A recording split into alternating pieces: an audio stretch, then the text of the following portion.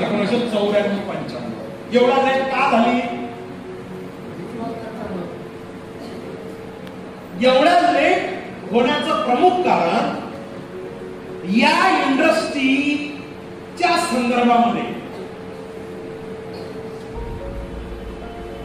जे बॅकग्राऊंड पाहिजे, ज्याला आपण म्हणूया सपोर्ट लोकांचा, हा लोकांचा सपोर्ट या इंडस्ट्रीला नव्हता. ही इंडस्ट्री आहे याच्यावरच भारतातल्या लोकांचा विश्वास होता. म्हणून ही इंडस्ट्री आपल्या भारतामध्ये लेट झाली. आणि 94-95 मध्ये कोणी आणली? तर त्या काळामध्ये जे एनआरआय लोक होते, एनआरआय नॉन रेसिडेन्शियल इंडियन्स, या लोकांनी हा बिझनेस आपल्या भारतामध्ये आणला. कॅनडा, अमेरिका, जपान, रशिया अशा वेगवेगळ्या देशांमध्ये जे आपले भारतीय लोक राहत होते, लग्न कार्य वर्णाच्या निमित्तानं ते भारतात आले आणि त्यांनी हा व्यापार, ही उद्योग आपल्या भारतामध्ये आणला 1994-95 मध्ये. त्यांनी जे प्रोडक्ट आणले ते फार हाय क्वालिटीचे प्रोडक्ट होते.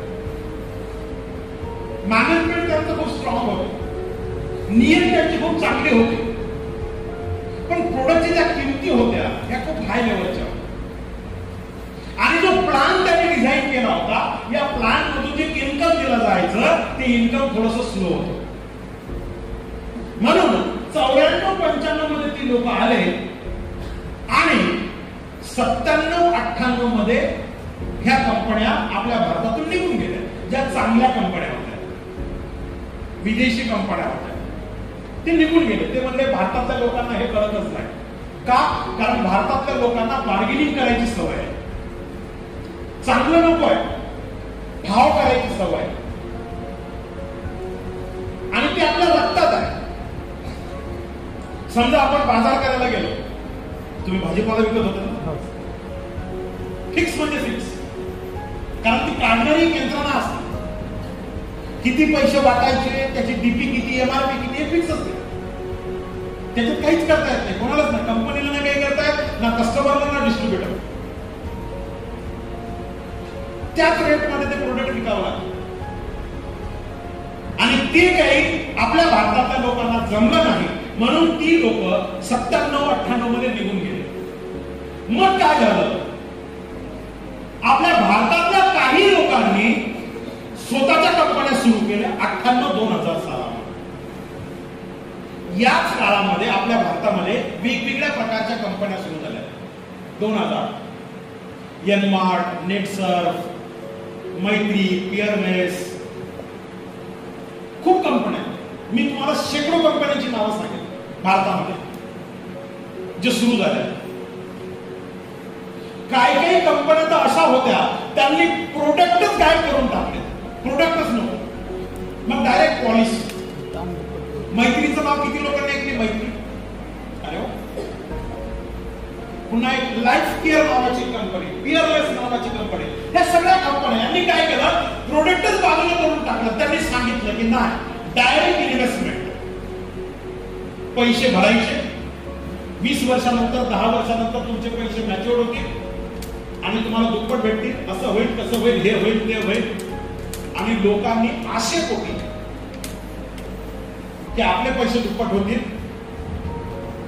या आशेपोटी पैसे गुंतवायला सुरुवात केली. आता यांनी काय केलं? मोठी चतुराई केली. मॉडेल घेतलं नेटवर्क मार्केटिंगचं. हा पॉइंट थोडा लक्षपूर्वक आहे का?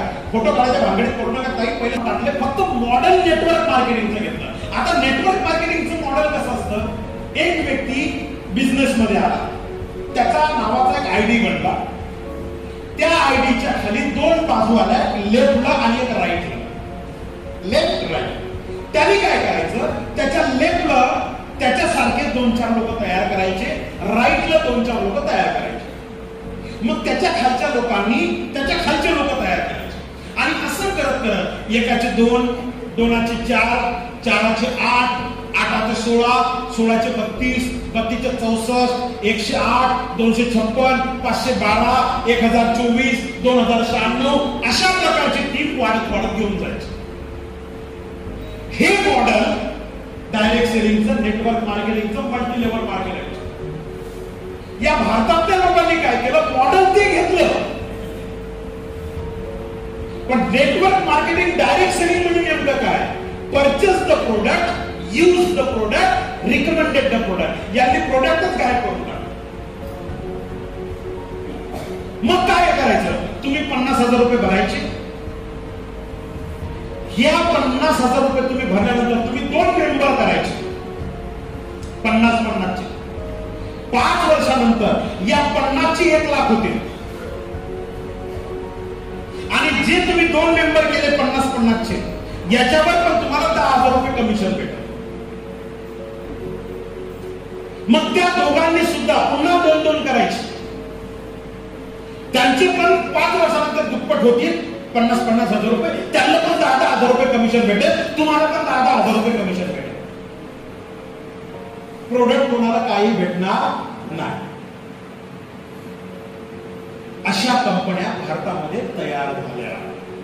कधी 2000, 2001, 2002, 2000 खूप कंपन्या आपल्या भारतामध्ये सुरू झाल्या.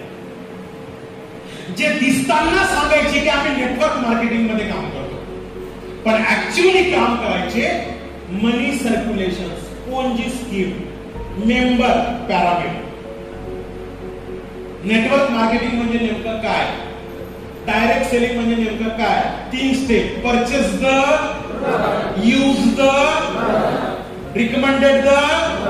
ज्या डायरेक्ट सेलिंग कंपनीमध्ये प्रोडक्ट नाही, प्रोडक्टचं टर्नओव्हर नाही, प्रोडक्टचं देवाणघेवाण नाही, ती कंपनी डायरेक्ट सेलिंगची नाही. दॅट्स क्लिअर, समजलं इथपर्यंत. ज्याच्यामध्ये प्रोडक्ट नाही, कोणते प्रोडक्ट, आयुर्वेदिक प्रोडक्ट पाहिजे, कोणते प्रोडक्ट, वेलनेसचे प्रोडक्ट पाहिजे, कोणते प्रोडक्ट, ऍग्रीकल्चरचे प्रोडक्ट पाहिजे, कोणते product, FMCG, fast moving consumer good, अशी प्रोडक्ट पाहिजे. ज्या कंपनीमध्ये हे प्रोडक्ट नाही, ती कंपनी डायरेक्ट सेलिंगची नाही.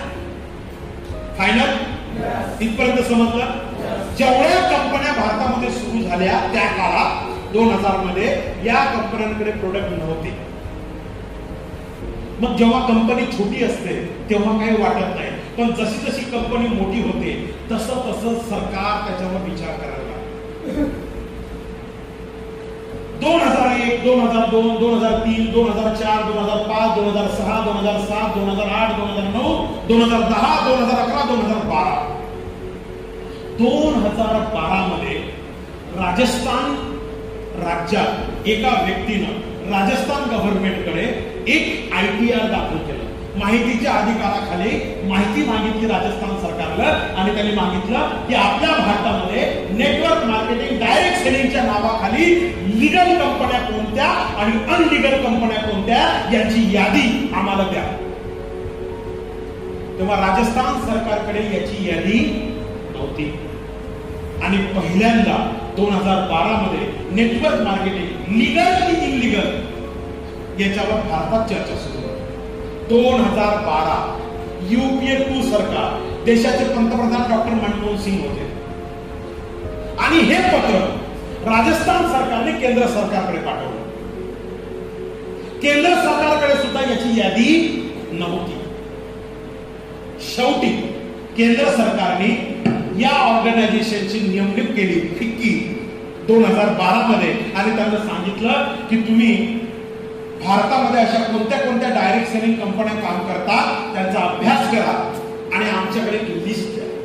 2012 मध्ये यांनी कामाला सुरुवात केली, आणि 2014 मध्ये त्यांनी एक रिपोर्ट सादर केला फिक्कीनी, आणि त्यांनी सांगितलं नेटवर्क मार्केटिंग हा एक लीगल बिझनेस आहे, जगातल्या 120 देशांमध्ये चालतो, भारतामध्ये सुद्धा याचं खूप चांगलं पोटेन्शियल आहे, पण भारतामध्ये खूप चुकीच्या कंपन्या काम करतात, ज्या प्रोडक्टच्या नावाखाली लोकांची फसवणूक करतात, लोकांना प्रोडक्ट देत नाही. आणि जेव्हा फिक्कीने हा रिपोर्ट पाठवला तेव्हा भारत सरकारने 2012 मध्ये जेवढ्या इनलीगल कंपन्या होत्या ह्या सगळ्या बंद केल्या. भारत सरकारने या व्यापाराला लीगल व्यापार म्हणून या देशात मान्यता मिळाली. White collar business, 1 number business. जसं शेती आहे तसं डायरेक्ट सेलिंग. जसं एज्युकेशन आहे तसं डायरेक्ट सेलिंग, जसं किराणा आहे तसं डायरेक्ट सेलिंग, जसं नोकरी आहे तसं डायरेक्ट सेलिंग, जसं हॉटेल आहे तसं डायरेक्ट सेलिंग. म्हणजे जसे लिगल व्यापार या देशामध्ये काम करतात तशाच प्रकारचा लिगल व्यापार म्हणून नियम कायदा बनवला 28 डिसेंबर 2021 आणि याच कायद्यामध्ये पुन्हा new consumer protection amendment act 2023 मध्ये आणलं. 21 जून 2023 ला भारत सरकारने पुन्हा याच्यामध्ये गॅझेट आणलं आणि सांगितलं की जर का तुम्ही प्रोडक्ट बेस्ड डायरेक्ट सेलिंग मध्ये काम करत असाल तर तुमच्या कंपनीला सरकारची 100% मान्यता असेल आणि तुम्ही जर का proper legal based direct selling मध्ये काम करत असाल तर तुम्ही टीम बनवू शकता. हे टीम बनवण्याचं जे अमेंडमेंट आहे संसदेच्या दोन्ही सभागृहामध्ये 2023 मध्ये पारित झालं आणि या दिवसापासून आपला बिझनेस 100% शासन मान्य बिझनेस झाला.